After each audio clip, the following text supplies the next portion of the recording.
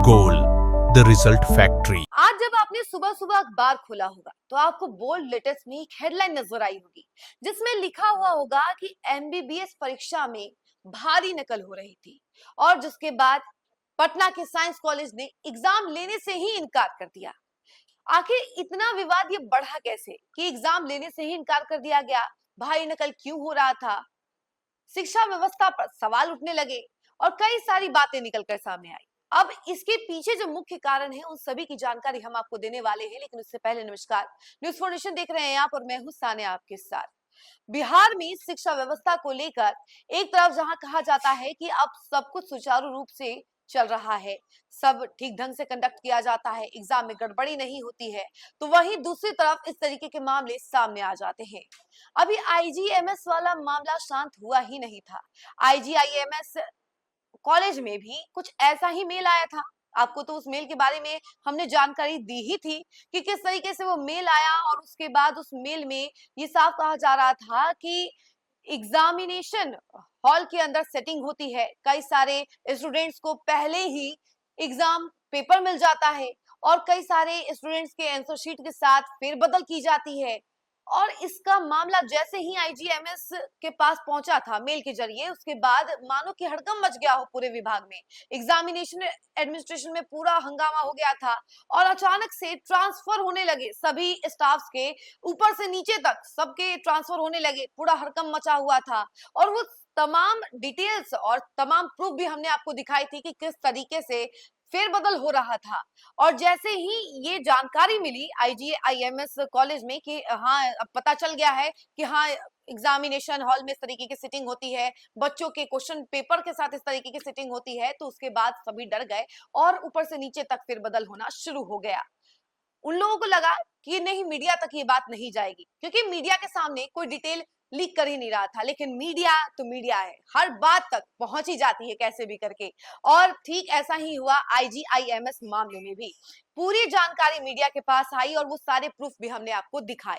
लेकिन अभी हम बात आईजीआईएमएस कॉलेज की नहीं कर रहे हैं, बल्कि हम अभी बात कर रहे हैं पटना साइंस कॉलेज की, क्योंकि पटना साइंस कॉलेज पर और उसके प्रिंसिपल पर यह आरोप लगा हुआ है कि प्रिंसिपल ने हर बच्चे से 10-10 हजार रुपए लिए थे, सेटिंग की थी कि वो भरपूर छूट देंगे एग्जाम में चीटिंग करने के लिए, जितना बच्चे एग्जाम में चीटिंग करना चाहेंगे कर सकते हैं। और इसी चक्कर में कई सारे बच्चों ने 10,000 रुपए दे भी दिए, पूरी सेटिंग करवा दी। और ये आरोप जो है प्रिंसिपल पर लग रहा है। आपको बता दें कि छात्र संघ के पूर्व अध्यक्ष जो है मनीष यादव, वो भी आरोप लगाते हुए नजर आ रहे हैं कि साइंस कॉलेज में सेटिंग हुई थी, लाखों लाख रुपए लिए गए थे और एग्जाम सेंटर को मैनेज करने की बात कही गई थी। और ये सारे आरोप जब साइंस कॉलेज के प्राचार्य पर लग रहा है तो वो साफ कह रही है कि ये सब झूठ है, र्यूमर्स है, ये बकवास है, ये सब हम नहीं मानते हैं और ऐसा है तो प्रूफ करके दिखाइए। ऐसी बातें प्राचार्य के द्वारा कही जा रही थी। आपको बता दें ये एक तरफ वो स्टूडेंट्स हैं, आर्यभट्ट नॉलेज यूनिवर्सिटी के जो स्टूडेंट्स हैं, एमबीबीएस के स्टूडेंट, पार्ट 2 का एग्जाम था, सेंटर पड़ा था साइंस कॉलेज। और यहाँ पर सभी छात्र इस उम्मीद में जाते हैं कि हम एग्जाम में जाएंगे, आराम से मोबाइल निकालेंगे, पर्चे निकालेंगे और चीटिंग करके पूरा छाप कर एग्जाम में लिख देंगे और कहीं टॉप भी कर जाएं। इसी उम्मीद में बच्चे जाते हैं। लेकिन पहले दिन क्या होता है कि कुछ बच्चे उपद्रवी होते हैं और वो एग्जामिनेशन हॉल में जो इन्विजिलेटर रहता है उससे ही झड़प कर लेते हैं, उससे ही लड़ाई कर लेते हैं। और उसके बाद वो जो एग्जाम हैंडलर रहता है वो पहले मना करता है कि नहीं, हम एग्जाम में चीटिंग नहीं करने देंगे, जिसके बाद बच्चे और ज्यादा आक्रोशित हो जाते हैं। कई सारे बच्चों का तो फोन और जो पुर्जी लेकर आते हैं, चीट वगैरह लेकर आते हैं, वो छीन लिया जाता है। जिसके बाद वो लोग गुस्सा जाते हैं कि हमने इतना पैसा दिया है तो हम तो चीटिंग करेंगे, आपने हमें रोका कैसे? उसके बाद एक अलग ही विवाद उत्पन्न हो जाता है वहां पर, टीचर्स के साथ, स्टूडेंट्स के साथ बीच में झड़प हो जाती है और पहले दिन का सिचुएशन काफी ज्यादा अनकंट्रोल हो जाता है।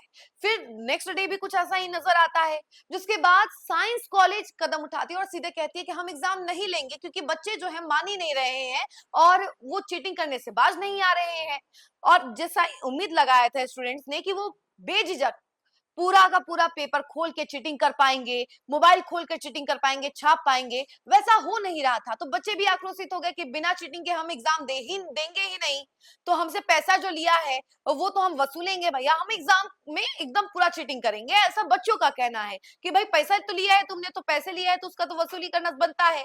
और इसी चक्कर में एग्जामिनेशन जो है, जो एग्जाम लिया जाता है वो कैंसिल कर दिया जाता है साइंस कॉलेज की तरफ से कि नहीं, अब ये एग्जाम हम नहीं लेंगे, क्योंकि बच्चे जो हैं वो अनकंट्रोल हो चुके हैं, बच्चे नहीं मान रहे हैं, उनको बार बार मना किया जा रहा है कि वो चीटिंग नहीं करे, लेकिन फिर भी वो नहीं मान रहे हैं।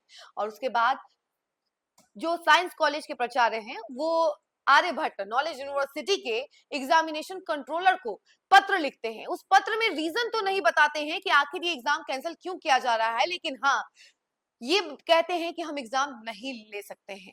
जिसके बाद आर्यभट्ट नॉलेज यूनिवर्सिटी भी ये कहती है कि अब ऐसा नहीं होगा, और ऐसा कदम उठाने से पहले अब हम जरूर सोचेंगे कि ऐसा एग्जाम सेंटर हम ना चुने, ऐसे दिक्कत ना हो बच्चों को। एमबीबीएस पार्ट 2 का एग्जाम था और कुछ ऐसा ही वहां का सिचुएशन हो गया कि बच्चे एक तरफ आक्रोशित नजर आए, तो वहीं दूसरी तरफ जो एग्जाम इन्विजिलेटर थे वो साफ मना करते हैं कि हम एग्जाम लेंगे ही नहीं इन बच्चों का, क्योंकि ये सारे बच्चे उपद्रवी हैं, हम इनको मना करते हैं फिर भी ये एग्जाम में चीटिंग करने से बाज नहीं आते हैं। अब इसके बारे में जो पूरी जानकारी है हम आपको थोड़े विस्तार से इसके बारे में बताते हैं।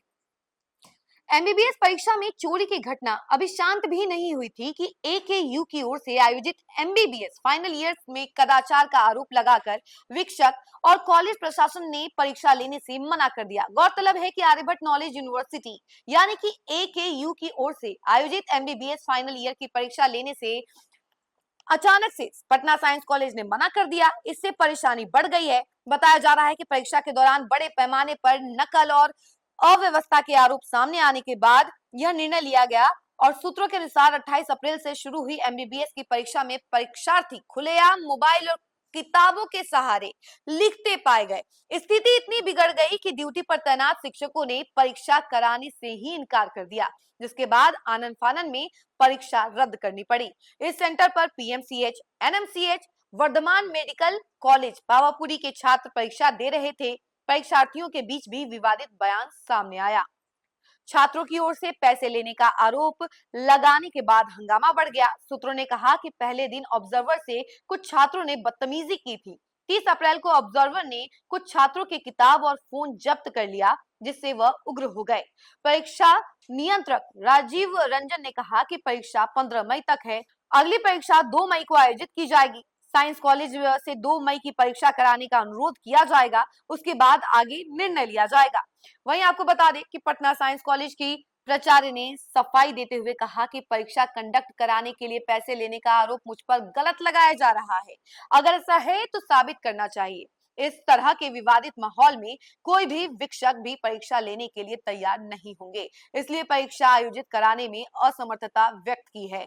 कुछ अप्रत्याशित परिस्थितियां उत्पन्न हुई, जिसके कारण आगे की परीक्षा लेना संभव नहीं है। छात्र संगठनों ने भी मामले की निष्पक्ष जांच और जिम्मेदार लोगों पर कार्रवाई की मांग की है। तो वहीं आपको बता दें कि पूरे मामले पर पीयू के पूर्व छात्र संघ अध्यक्ष मनीष यादव और संयुक्त सचिव अभिषेक कुमार ने कॉलेज प्रशासन पर गंभीर आरोप लगाते हुए कहा कि लाखों रुपए लेकर परीक्षा केंद्र मैनेज किया गया था, लेकिन जब नकल सामने आई तो स्थिति संभालना मुश्किल हो गया। उन्होंने इस मामले की उच्च स्तरीय जांच की मांग की है।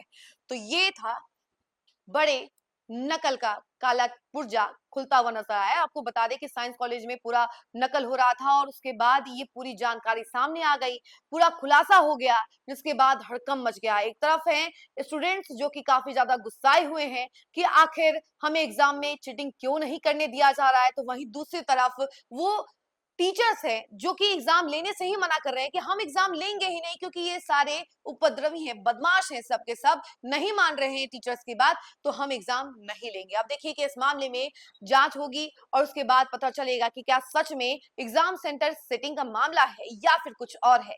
इस खबर में फिलहाल के लिए इतना ही। ऐसी तमाम अपडेट के लिए जुड़े रहे हमसे और देखते रहे न्यूज़4 नेशन। धन्यवाद।